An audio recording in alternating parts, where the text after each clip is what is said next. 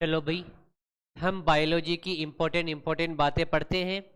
एक बार सभी student pen copy रख के सभी सामने देखेंगे। आपको जो भी शब्द बोला जाए उसके बारे में सोचना है कि इसके बारे में क्या इम्पोर्टेंट है, कैसा क्वेश्चन आ सकता है। इतना पढ़ा हुआ है कि आपको इतना नॉलेज तो है कि यहाँ से ऐसा क्वेश्चन टेस्ट पेपर में दिया था, पिछले सालों में आया हुआ है और इस साल आने के चांस है। अब देखना भाई, सबसे पहले आप देखते जाओ। सबसे पहले कूटगुआ स्यूडोसिलोमेट किसकी पहचान है रे? इसके हेलमंतीज की। ज्वाला कोशिकाओं का ही दूसरा नाम क्या होता है? सोलेनोसाइट। और ये सोलेनोसाइट कहां पाई जाती है? प्लेटी हेलमंतीज में। इनका काम उत्सर्जन नहीं होता, इसका काम उत्सर्जन के साथ साथ प्रासरण नियमन भी होता है। और प्रासरण नियमन का मतलब है किसका नियमन? लवणों का नियमन। अरे किसका? लवणों का नियमन। ये काम कहाँ होता है? अरे बताओ, अरे कहाँ होता है? प्लेटी हेलमंतीज में। आपको पता है नेफ्रिडिया उत्सर्जन कहाँ होता है? एनेलिडा में। और एनेलिडा में भी मेन कहाँ? केचुए में। अरे कहाँ? केचुआ में होता है। अगला बताइए, मेलफी की नलिकाएं ऑर्थोपोडा नहीं, ऑर्थोपोडा में भी एक वर्ग है पर्टिकुलर कीट, और बोले तो इंसेक्टा वर्ग में। अरे कहाँ? इंसेक्टा वर्ग में है मेलफी की नलिकाएं। बताओ ये होती कितनी है? 100 से 150। कैसे रंग की होती है? पीले रंग की होती है। अगला, क्लोरोगोगन कोशिकाएं, ये केचुए की उत्सर्जी कोशिकाएं हैं जो क्या काम करती है? यूरिया का निर्माण। इसका मतलब ये किसके समान होती है? स्तनधारियों में यकृत के समान होती है। जेट में 16-17 में ये क्वेश्चन लगातार आया है कि क्लोरोगोगन कोशिकाएं मनुष्य के कौन से अंग के समान कार्य करती है? यकृत। आपको पता है कार्य समान हो और उत्पत्ति अलग अलग हो तो उन्हें कौन से अंग कहते हैं? समवर्ती। इसका मतलब क्लोरोगोगन कोशिका यकृत के क्या है? समवर्ती है। जो कोशिका क्लोरोगोगन कोशिका केचुए में काम करती है, ये यकृत अपने में वो ही काम करता है। अगला है एनिट्री। जो क्रस्टेशिया होते हैं उनमें जो उत्सर्जी अंग होता है उसे क्या कहते हैं? एनिट्री। और इसे ही कहते हैं ग्रीन ग्लैंड। क्या कहते हैं? ग्रीन ग्लैंड कहते हैं। ये क्या काम करती है? उत्सर्जन का काम करती है, ग्रीन ग्रंथि। इसी में आगे है किडनी। जितने भी कशेरुकी है उनमें बताओ कौन काम करता है? उत्सर्जी अंग का काम कौन करता है? किडनी। अपन ने सारे उत्सर्जी अंग एक साथ पढ़ लिए भाई। अगला अम्बीबा के बारे में बहुत ही अच्छा क्वेश्चन है। अम्बीबा से एक क्वेश्चन आता है और ये 100% है कि आपका गलत होने का भी ज्यादा चांस रहता है।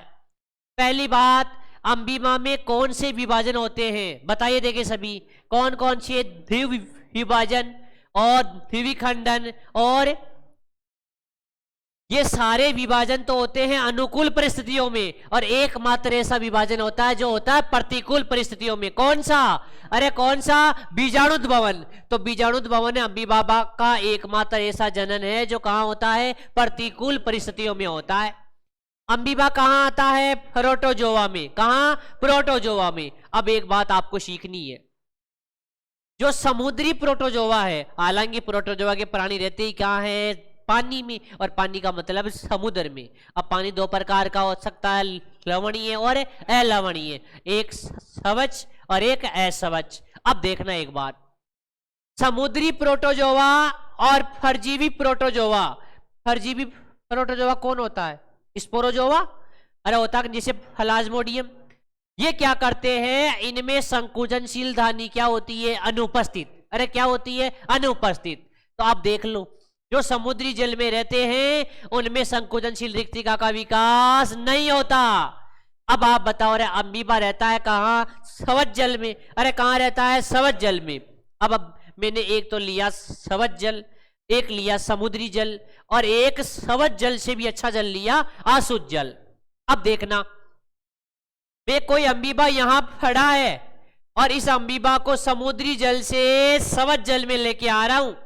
अब आपको पता है जब एक समुद्री जल से, एक लवणीय जल से अगर अमीबा को स्वच्छ जल में डाला जाता है तो संकुचनशील रिक्तिका प्रकट हो जाती है। कारण क्या है? समुद्री जल में तो अनुपस्थित थी और स्वच्छ जल में आते ही क्या हो जाएगी रे? प्रकट। और ये क्या है? सीवी। क्या काम करती है? प्रसरण नियमन। अब एक बात और देखिए, जैसे ही सवज जल से अमीबा को समुद्री जल में रखा जाता है तो संकोचनशील रिक्तिका गायब हो जाती है। अगर एक सवज जलीय अमीबा से को अगर इस आसुत जल में रखा जाए तो क्या होगा रे? संकोचनशील रिक्तिका अरे कहां तीव्रता से बनेगी। अरे इससे भी क्या है, ये पानी बहुत अच्छा है। इसका मतलब संकुचनशील रिक्तिका वहां प्रकट होना चाहती है जहां पानी क्या हो, बिल्कुल है शुद्ध। ऐसा क्वेश्चन गलत नहीं होना चाहिए। जेट में 2 सालों में लगातार आ रहा था कि जब सवज जलीय अमीबा को समुद्री जल में पटका जाए तो समुद्री में तो संकुचनशील रिक्तिका होती नहीं है। तो समुद्री प्रोटोजोआ और परजीवी प्रोटोजोआ में संकुचनशील रिक्तिका क्या होती है? अनुपस्थित। अगला पढ़े भाई, ध्यान से पढ़े। पोरीफेरा मुख्य विशेषता कोइनोसाइट और क्या है? नाल तंत्र, बोले तो जल परिवहन तंत्र, वाटर कैनाल सिस्टम। एक होता है वाटर वेस्क्यूलर सिस्टम, वो तो कहां होता है? इकाइनोडर्मेटा। और ये क्या है? नाल तंत्र या जल परिवहन तंत्र। अब बताओ ये क्या काम करता है? ये सारे काम करता है, पाचन, श्वसन, उत्सर्जन सारे काम करता है, क्योंकि यहां पर आरनाल है ही नहीं। आरनाल तो कहां से होगी स्टार्ट? प्लेटिहेल्मिंथेस, वहां भी क्या है? अपूर्ण। पहली पूर्ण आरनाल कहां है? एस्के हेल्मिंथेस। अगला बताओ रे, कोइनोसाइट कोशिका को कीप कोशिका भी कहते हैं। बताओ ये क्या काम करती है? खाद्य कण है उनको ग्रहण करने का काम करती है। आगे इकट्ठा कौन करेगा? वो आगे जाने। अब बताओ, मैंने इसकी कोशिकाएं लिखी है, कौन कौन सी कोशिका क्या क्या काम करती है, बताओ फटाफट। स्क्लेरोसाइट नाम से पता पड़ा, स्केलेटल सिस्टम क्या काम करती है? कंकाल का निर्माण करती है। अगला बताओ, थियोसाइट भोजन का संग्रहण करती है। थियो का मतलब क्या होता है? भोजन। और आर्कियोसाइट क्या करती है रे? अरे आर्कियोसाइट युग्मकों का निर्माण करती है। अब बताओ, सिलेंट्रेटा 2 अवस्थाएं बनती है अलिंगिक जनन में, एक पोलिप और एक मेडुसा। पोलिप स्थिर होती है, मेडुसा गतिशील होती है। और जिनमें दोनों अवस्थाएं होती है उस घटना को क्या कहते हैं? मेटाजेनेसिस। पीडी एकांतरण। कहां? Example Aurelia jellyfish. अगला चलो रे, बताओ समुद्री एनीमोन कहां आता है? सिलेंट्रेटा में। समुद्री फेन भी कहां आता है? सिलेंट्रेटा में। गोरगोरनिया कहां आता है? सिलेंट्रेटा में। अगला बताओ भाई, सी पेन हो, सी फेन हो, ये सब कहां आते हैं? सिलेंट्रेटा में। और समुद्री एनीमोन भी सिलेंट्रेटा में। अगला, समुद्री अखरोट कहां आता है? समुद्री अखरोट जिसे कहते हैं कुकुम्बर, जिसे कहते, इसमें पाई जाती है कॉम्ब जेली, और इसकी 8 पट्टियां होती है पक्षमाबी की। 8 पक्षमाबी की पट्टिकाएं होती है जो इसको गति प्रदान करती है। ये पाया जाता है टीनोफोरा। एक ही तो एग्जाम्पल है समुद्री अखरोट, टीनोफोरा का एग्जाम्पल है समुद्री अखरोट। बहुत इंपॉर्टेंट है भाई, बहुत ही इंपॉर्टेंट है। आहारनाल, प्लेटिहेल्मिंथेस का कौन सा ऐसा वर्ग है जिसमें आहारनाल अनुपस्थित होती है? सिस्टोडा। अरे कौन है? सिस्टोडा। अगला बताओ, फेसियोला जिसे क्या कहते हैं? लीवर फलुक। अरे क्या कहते हैं? लीवर फलुक। अब बताओ रे, इसके कितने पोषद होते हैं? 2। प्राथमिक पोषद कौन होता है? भेड़। और द्वितीयक पोषद घोंगा।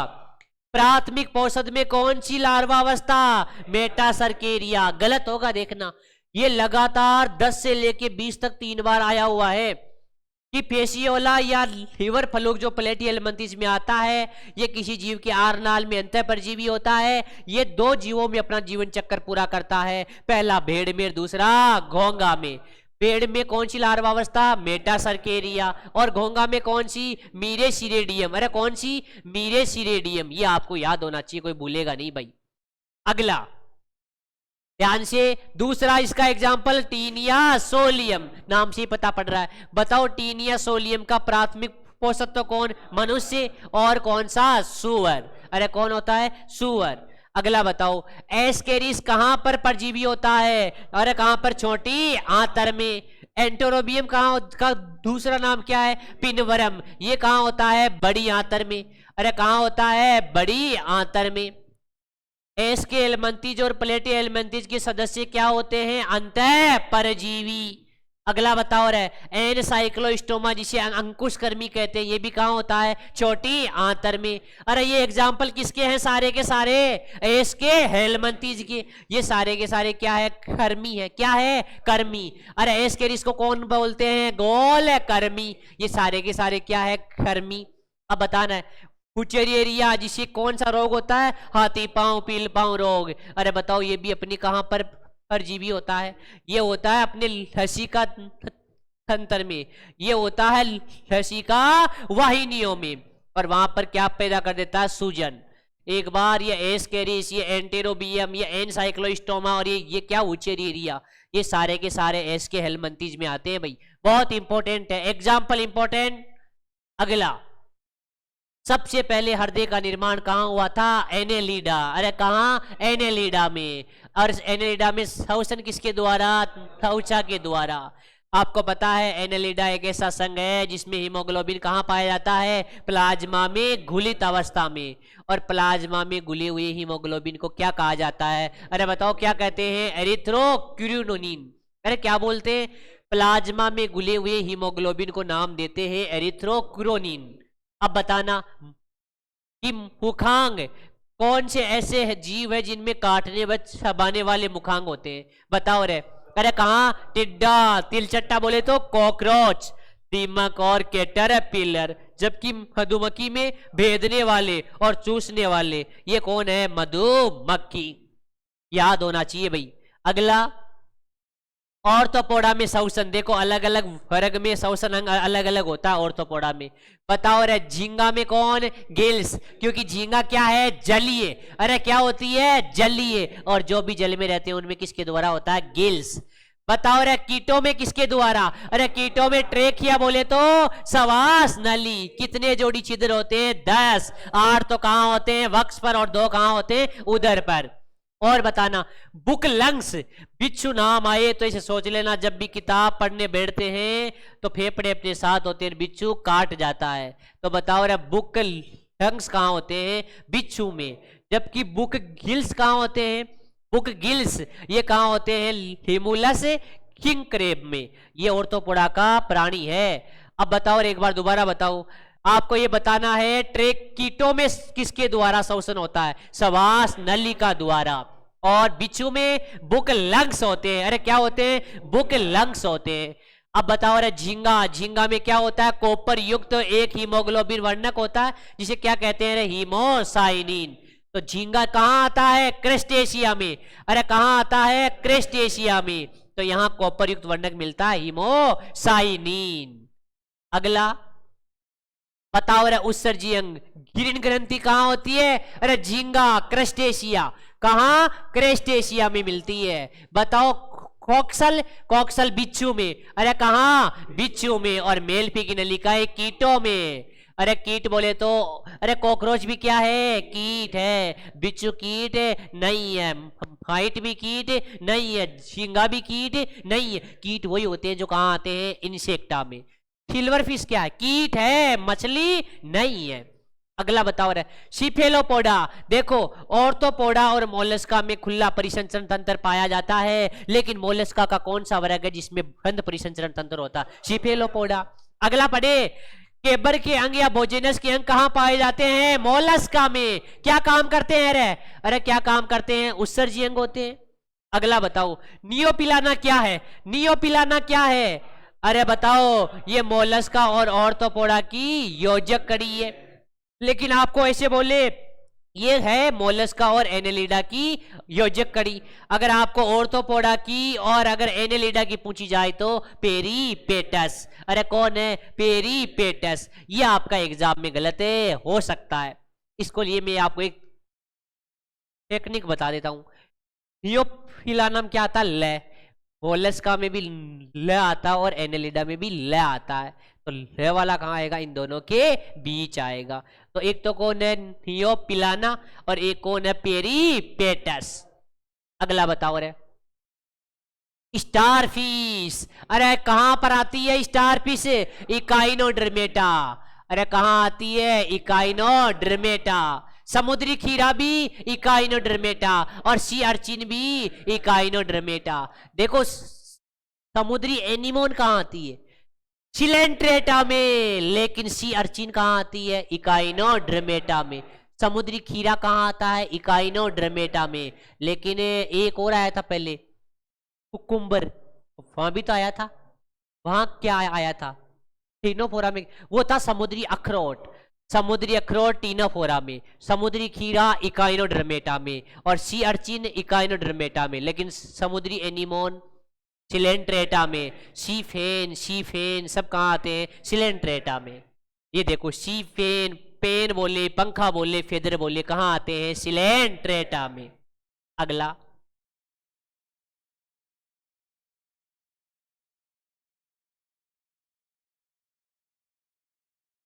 अगला फटाफट बताओ रे। केचुआ, एक ही पेज में केचुआ खत्म। बताओ, केचुए में सिट्टा या सूक क्या होते हैं? एक पेशीय संरचना है जो गति में सहायता करती है। न पहले खंड पे होती, न 14वें, 15वें, 16वें पे होती, न अंतिम खंड पे होती। दूसरा, नेप्रिडिया उत्सर्जी अंग। कलाइटेलम 14वां, 15वां, 16वां खंड। क्या काम करता है? कोकून का निर्माण। और कोकून एक जमीन पर गिरी हुई ऐसी संरचना होती है जिसमें क्या होता है? निषेचन। इसीलिए कहते हैं केचुए में बाह्य निषेचन होता है। केचुए में निषेचन शरीर के बाहर होता है, लेकिन कॉकरोच में उत्थिका में होता है। मतलब कॉकरोच में आंतरिक निषेचन होता है, केचुए में बाह्य निषेचन होता है। 5वें से 9वें खंड में 4 जोड़ी स्पर्मेतिका होती है जो शुक्राणुओं को क्या करती है? ग्रहण करती है। 5 से 9वें खंड में कलोरोगोगन कोशिकाएं उत्सर्जी अंग होती है जो किसके समान कार्य करती है? यकृत के समान कार्य करती है। आपको पता है इसके मुख गुहा में पहले से तीसरे खंड तक तो क्या होती है? मुख गुहा। चौथे से 5वें तक ग्रसनी, और 6ठे से 7वें तक ग्रसिका, और 8वें खंड में कौन होती है? पेशणी। दोबारा, पहले से तीसरे खंड तक मुख गुहा, चौथे और 5वें में ग्रसनी, फिर कौन आएगी? ग्रसिका, फिर 8वें में कौन आई? पेशणी। पेशणी भोजन को पीसने का काम करती है। और 9वें खंड से 14वें खंड तक कौन होता है? अमाशय। और बताओ केचुए के अमाशय में कौन सी ग्रंथियां? कैल्सीफेरस। एक बार दोबारा बोलो, कैल्सीफेरस।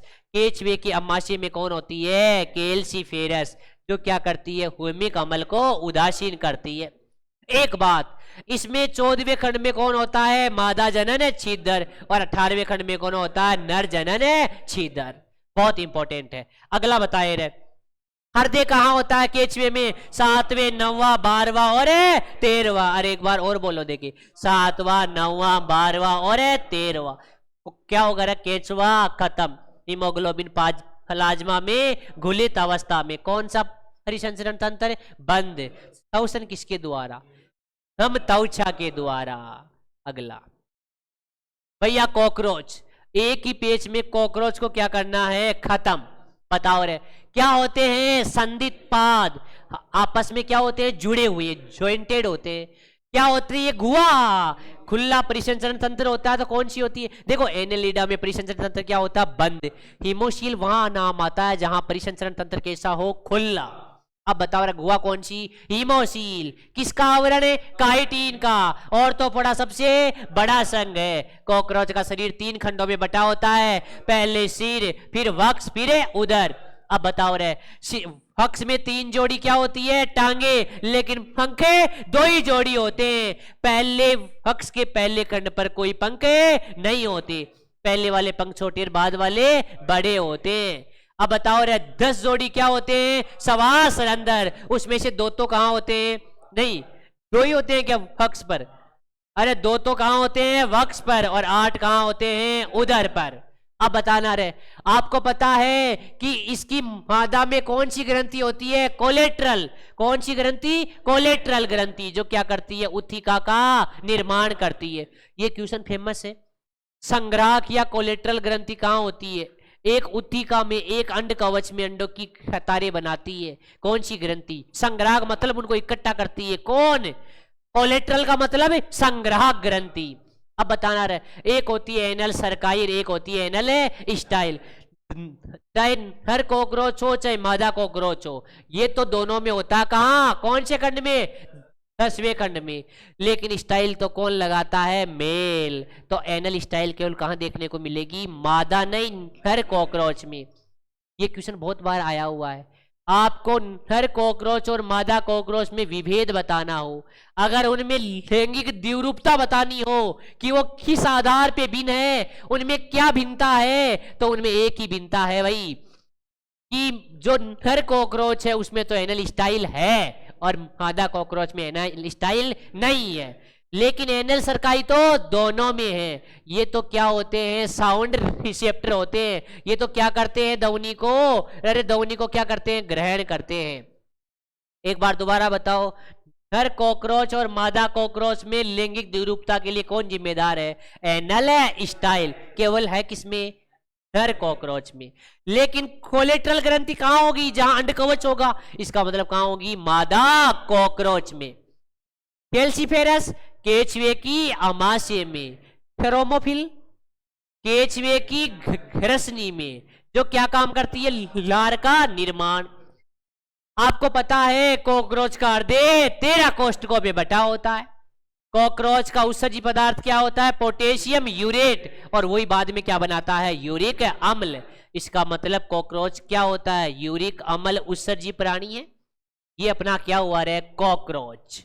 एक ही चीज याद करनी है, कोलेट्रल ग्रंथि, एक तो कोलेट्रल ग्रंथि, एक आपको पता है इसकी उत्थिका में निषेचन होता है, और यहां पर 8 अंडों की 2 क्या होती है रे, कतारें होती है।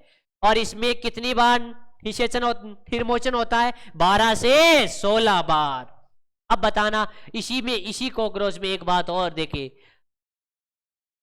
इसी में आगे ये देखो, उत्थिका का निर्माण कौन करती है, कोलेट्रल ग्रंथि। ये देखो इसकी उत्थिका का निर्माण है, जिसमें 8 अंडकों की क्या बनी है, ये 2 पंक्तियां बनी है। इसका मतलब एक साथ कितने अंडे निषेचित होंगे, 16 अंडे निषेचित होंगे भैया।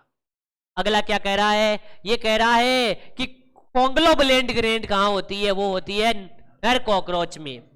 आपको पता है अंडे के विभेदन होने से लेकर वयस्क बनने तक कितनी बार निर्मोचन होता है,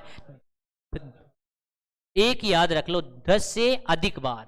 अरे क्या होता है, 10 से अधिक बार निर्मोचन होता है। मतलब है अंडे में शुक्राणु प्रवेश करने से वयस्क बनने तक कितनी बार कॉकरोच में निर्मोचन होता है, 10 से अधिक बार। मैं फिर बता रहा हूं, कोलेट्रल ग्रंथि तो किसकी विशेषता है, मादा कॉकरोच की, और कॉन्ग्लोबुलेट नर कॉकरोच की। अगला बताना, अगला पढ़े, एविना वक्रता जैव आमापन, या बोल दो कि जई में जो अंकुरण का परीक्षण किया जाता है वो कौन से हार्मोन से संबंधित है, ऑक्जीन, IAA। अगला, पत्तियों का गिरना, एथिलीन। बीज के अंकुरण के लिए उपापचय क्रियाएं या अल्फा एमाइलेज का निर्माण कौन करवाता है, जिब्रेलिन। अरे कौन, जिब्रेलिन। प्रतिबल हार्मोन, स्ट्रेस हार्मोन, ABA। क्यों रे, इसको स्ट्रेस हार्मोन क्यों बोलते हैं, क्योंकि ये प्रतिकूल परिस्थितियों में पत्तियों के रंध्रों को क्या कर देता है, बंद। जब भी ताप बहुत ज्यादा होता है, पानी बहुत कम होता है, तो क्या कर देता है, ये उस समय अच्छा काम कर देता है। वैसे तो खराब हार्मोन है, लेकिन जब प्रतिकूल परिस्थितियां आ गई, कोई टेंशन में चला गया, उस समय ये अच्छा काम कर देता है। इसीलिए इसे क्या कहते हैं, स्ट्रेस हार्मोन। प्रकाशानुवर्तन वक्रण याद है, एक ये कोई फरांकुर चोल है, जैसे ही प्रकाश गिरेगा तो जो ऑक्सीजन है वो प्रकाश की विपरीत दिशा में जाएगा। ऑक्सीजन की ये विशेषता है, ऑक्सीजन गति करता है, इसमें ध्रुवीय गमन होता है।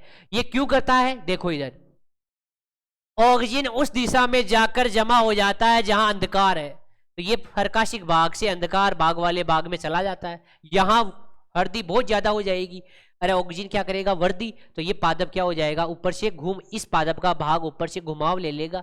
इसे क्या कहते हैं, प्रकाशानुवर्तन। तो बताओ, जब भी प्रकाशानुवर्तन नाम आए तो कौन सा हार्मोन दिमाग में आना चाहिए, ऑक्सीजन। अरे कौन सा, ऑक्सीजन। इसे ही क्या बोलते हैं, अरे इसे ही क्या बोलते हैं, एविना वक्रता। ये देखो ये क्या आ गया, अरे क्या बन गया, अरे ये क्या हो गया, वक्रण हो गया, वक्रण।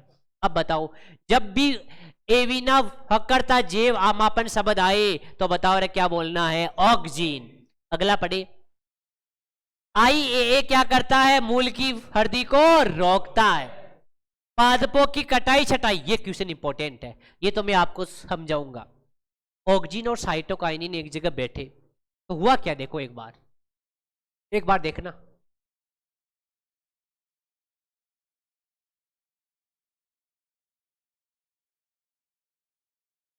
हाँ, ये दो है। पहले वाले एग्जाम्पल में जो शाखाएं हैं वो कहाँ आ रही है, शीर्ष पर, और दूसरे वाले एग्जाम्पल में शाखाएं कहाँ आ रही है, कक्ष तक। ऑक्जिन क्या चाहता है, ये शाखाएं कहाँ बने, शीर्ष पर, इसीलिए उसको क्या कहते हैं, शीर्ष प्रभाविता। अरे क्या कहते हैं, शीर्ष प्रभाविता। लेकिन साइटोकाइनिन ये चाहता है कि ये शीर्ष प्रभाविता तो खत्म हो, और ये कक्ष में जो भी शाखाएं हैं वो क्या करे, वृद्धि ज्यादा से ज्यादा करे, और इनको क्या कर दिया जाए, हटा दिया जाए। मतलब ये किसको बढ़ाना चाह रहा है, अरे किसको बढ़ाना चाह रहा है, शाकन को बढ़ाना चाह रहा है। अब पढ़ो, देखिए, पादपों की कटाई छटाई शाखाओं को बढ़ाती है, और कक्ष खलिका में शाखाओं की वृद्धि होती है। कौन सा हार्मोन, साइटोकाइनिन। जबकि ऑक्जिन तो क्या करता है, ऑक्जिन तो शीर्ष पर शाखाओं को बनवाता है। अरे सही है कि नहीं है।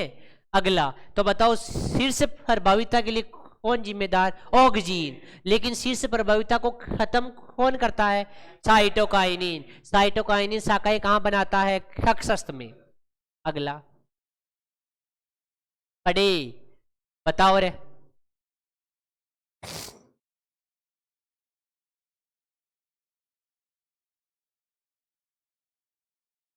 कोशिका दीर्घीकरण बोले ना तो नाम आता है ऑक्जिन। कोशिका का, कोशिका ऐसे है, इसको ऐसे कर दिया, वो तो ऑक्जिन है। लेकिन ये कह रहा है पर्वत क्षेत्र में, आपको पता है गन्ने की खेती बढ़ाने के लिए जो नोड होते हैं ना, नोड, ये पर्व संधि, इनकी लंबाई, ये तो है पर्व संधि, ये तो है नोड, और दो नोडों के बीच में ये कौन है, पर्व है। इनकी लंबाई बढ़ेगी तो गन्ने का उत्पादन क्या होगा, ज्यादा। और ऐसा काम कौन करता है, जिब्रेलिन। तो बताओ रे, गन्ने की खेती में उत्पादन बढ़ाने के लिए, उसमें पर्व की लंबाई को बढ़ाने के लिए कौन सा हार्मोन काम आता है, जिब्रेलिन। अगला बताओ, नारियल के दूध में कौन होता है रे, अरे साइटोकाइनिन। क्या नाम है, जियाटीन। अरे कौन है, जियाटीन। अब बताओ रे, IAA क्या करता है रे, ये खरपतवार रहित लोन तैयार करवाता है। क्यों, ये एक बीजपत्री को तो नष्ट करता नहीं है। अब बताओ अगला, GA क्या काम करता है, बोल्टिंग। ये क्या होता है, बोल्टिंग। एक तो हाल्टिंग होता है, एक होता है बोल्टिंग। हाँ, समय से पहले पादप की लंबाई बढ़ाकर उसमें पुष्पन करवाना, उसे क्या कहते हैं, बोल्टिंग। अब बताओ रे, पौधों में बोल्टिंग के लिए कौन जिम्मेदार है, जिब्रेलिन। ABA क्या करता है, रंध्रों को बंद करता है। बताओ रे, दीप्तकालिता का प्रभाव ग्रहण कौन करती है, पत्तियां। को ये मत कहना पुष्प, पहले पत्तियों में क्या आएगा, प्रकाश, वहां से कहां जाएगा, पुष्प में जाएगा। तो पहले प्रकाश को ग्रहण कौन कर रही है, पत्तियों ने। और आपको ये भी पता है, पुष्पन में जो हार्मोन जिम्मेदार होता है उसे क्या कहते हैं, फ्लोरिजन। अब बताओ रहे, ये पढ़ो, देखिए, यहाँ PR का मतलब क्या है, PFR का मतलब क्या है। यहाँ P का मतलब क्या होता है, फाइटोक्रोम। क्या होता है, फाइटोक्रोम एक वर्णक है जो प्रकाश को क्या करता है, अवशोषित करता है, जो बसंतीकरण में सहायता करता है। देखो इधर, P का मतलब तो फाइटोक्रोम है, और R का मतलब क्या है, रेड, और F का मतलब क्या है, फार रेड। तो बताओ, रेड प्रकाश की तीव्रता तो क्या होती है, कम, और PFR की क्या होती है, ज्यादा। तो ये तो अगर इसको अधिक प्रकाश दे दिया जाएगा तो किस में बदल जाएगा, PFR में, और वापस प्रकाश क्या दे दिया जाएगा, कम, तो ये बदल जाएगा अरे PR में। इसकी तो तीव्रता कितनी होती है, 660, और इसकी कितनी होती है, 730। ये तो कौन से पादपों में पुष्पन करवाता है, SDP, और ये कौन से पादपों में, LDP। जिसकी प्रकाश ही ज्यादा होगा वो तो करवाएगा LTP में, और जिसका प्रकाश ही कम होगा वो करवाएगा SDP में। अगला पढ़े, ऑक्जिन। एक बार दोबारा, एक एक पेज में इनके बारे में एक एक मिनट में दोबारा पढ़ना।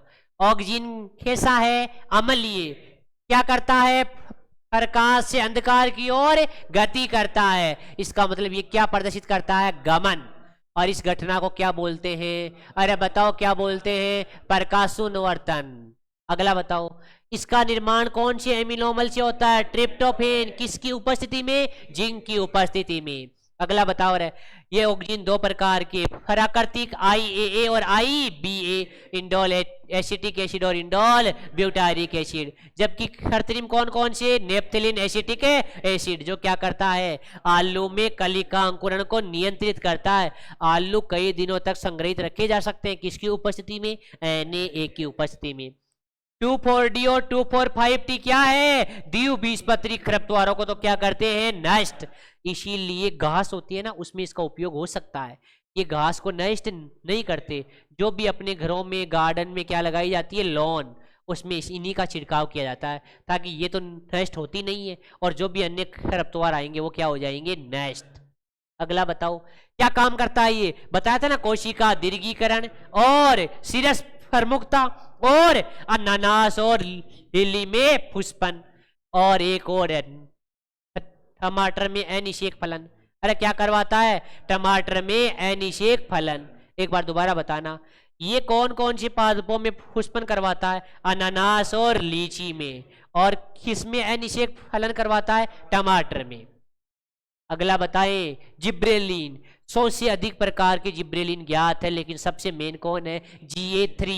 कहाँ? जो के भ्रूणपोष में। कौन सा एंजाइम? अल्फा एंजाइम की सक्रियता में काम आता है। ये क्या करता है? उपापचयी क्रियाओं में सहायता करता है। कब? बीज के अंकुरण के दौरान। ये बीज अंकुरण के दौरान क्या करता है? अल्फा एमाइलेज उपापचयी क्रियाओं में सहायता करता है। बताओ अरे क्या करता है? फर्व की लंबाई। एक होती है बोल्टिंग, ये तो पढ़ लिया। एक होती है माल्टिंग। और बता सकता माल्टिंग क्या होती है? किण्वन होता है, किण्वन। उसमें उपापचयी क्रियाओं को सक्रिय कौन करता है? रे जिब्रेलिन। अब आ जाओ साइटोकाइनिन। क्या होता है? क्षारीय। अरे साइटोकाइनिन नाइट्रोजनी क्षारक है एक प्रकार का, काइनेटिन। इसका मतलब ये क्या है? क्षारीय। क्या काम करता है? मेन तो है ही क्या? कोशिका विभाजन। एक तो होता है काइनेटिन, ये तो क्या है? कृत्रिम। ये तो कृत्रिम साइटोकाइनिन है। जबकि नारियल के फल में कौन मिलता है? रे जियाटिन। ये कौन है? प्राकृतिक। अरे कौन है? प्राकृतिक। अब बताऊं ये क्या काम करता है? इसका एक, जब भी साइटोकाइनिन आता है ना, इसका क्वेश्चन तो एक ही आता है, रिचमंड लेग प्रभाव। ये क्या करता है? जीर्णता में देरी करता है। पौधों को, पौधे में जो पत्तियां, फल, पुष्पों को लंबे समय तक पौधे पर बनाए रखता है। इसी कारण ये क्या करता है? जीर्णता में देरी करता है। इसी प्रभाव को कौन सा प्रभाव कहते हैं? रिचमंड लेग प्रभाव। अरे क्या बोलते हैं? रिचमंड लेग प्रभाव। एक ये क्या काम करता है? केला से संवर्धन में। याद करो, उत्तक संवर्धन में। अरे साइटोकाइनिन और ऑक्सीजन दोनों काम आते हैं। एक ये क्या काम करता है? शीर्ष प्रमुखता को दूर करता है। ऑक्सीजन का जस्ट क्या है? उल्टा। लेकिन आपको एक पता है, जिब्रेलिन और एफसीसी कमल भी एक दूसरे के क्या होते हैं? उल्टे। जिब्रेलिन तो बीज का अंकुरण करवाता है, लेकिन एफसीसी कमल रोकता है। अगला, हाँ, एंटी जिब्रेलिन। अब पढ़ो रे, ABA। ये भी कैसा? अम्लीय, वर्दी रोधक, जीर्णता को क्या करना रे? प्रकट करना, तिलगन को बढ़ाना, पेड़ पौधों से पत्तियों को, फलों को गिराना। ये किसके विपरीत काम कर रहा है? साइटोकाइनिन के। तंत्रों को क्या करता है? बंद। और बीज अंकुरण को रोकता है। किसके विपरीत काम किया? अरे किसके? जिब्रेलिक। अरे जिब्रेलिन क्या करवाता है? बीज का अंकुरण। अरे अंकुरण में कौन सहायता करता है? Alpha amylase. तो क्या करता है? साइटोकाइनिन तो बीज के अंकुरण को नहीं, अपना एफसीसी कमल बीज के अंकुरण को रोकता है, जबकि जिब्रेलिनिक एसिड क्या करता है? बीज का अंकुरण करवाता है। अब आ जाओ इथाइलिन। इथाइलिन वर्दी रोधक भी है और वर्दी प्रेरक भी है। ये कुछ काम अच्छे करता है और कुछ गलत भी करता है। देखो देखिए, ये वर्दी रोध, पहले ये बताओ एथाइलिन कौन से एमिनो अम्ल से बना है? मिथियोनिन। अब आ जाओ, ये वर्दी रोधक काम कौन कौन से करता है? ये हकीकत में एफसीसी कमल के पास रखने योग्य है, क्योंकि ये भी क्या है? वर्दी रोधक, और ये भी क्या है? वर्दी रोधक। अब बताना रहे क्या क्या काम करता है? जीर्णता लाता है, तिलगन को बढ़ाता है, और उग्र वर्दी होती है ना, ऐसी वर्दी, उसको क्या करता है? रोकता है, लेकिन क्षैतिज वर्दी करवाता है। अब बताओ ये कौन कौन से अच्छे काम करता है? फलों में परिपक्वन, क्षैतिज वर्दी, और किसको तोड़ना? फुफुस्ता अवस्था को तोड़ना। यहाँ तो भाई साहब इसका भी खिलाफ हो गया। अरे बीज की सुप्त अवस्था उसको क्या कर रहा है? तोड़ रहा है। अगला बताओ रे, साइटोक्रोम क्या है?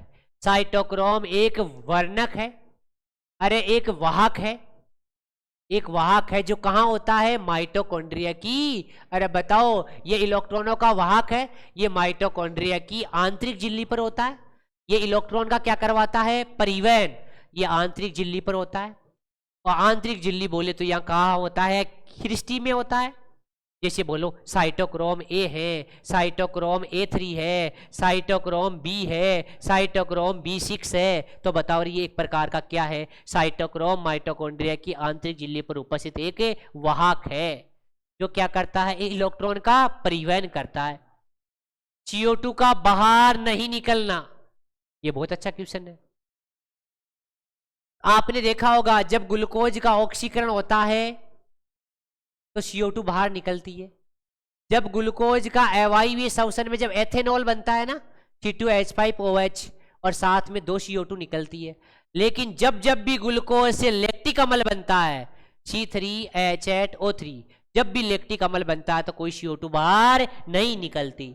लेकिन जब एथेनॉल बनता है तो भी CO2 बाहर निकलती है, ऑक्सीकरण होता है तो भी CO2 बाहर निकलती है। अगला श्वसन कैसा पथ है? एम्फीबोलिक, इसमें ऑक्सीकरण भी होता है और अपचयन भी। ETS कहाँ संपन्न होता है? माइटोकॉन्ड्रिया की आंतरिक झिल्ली पे। यहां पर अंतिम इलेक्ट्रॉन ग्राही कौन होता है? O2। अरे कौन होता है? O2। अंत में इलेक्ट्रॉन को ग्रहण कौन करता है? O2। आपको पता ETS का क्या काम है? ETS का काम है जो NADPH2 उसमें से 3 ATP बाहर निकलाना, एक में से, और एक FADH में से भी कितने ATP? 2 ATP बाहर निकलवाना। मतलब इनसे ATP बनाने का काम कौन करता है? ETS। यहाँ ऑक्सीजन की उपस्थिति में फॉस्फोरिलीकरण हो रहा है, इसीलिए ETS में ATP बनना कहलाता है ऑक्सीकारी फॉस्फोरिलीकरण। अब बताओ रे, एक ग्लूकोज के ऑक्सीकरण से कितने ATP बनते हैं? 38। अगर यकृत वगैरह की सेल बोले तो 38। 38 ऑप्शन नहीं हो तो 36। ज्यादा सही कौन सा है? ज्यादा 36 सही है।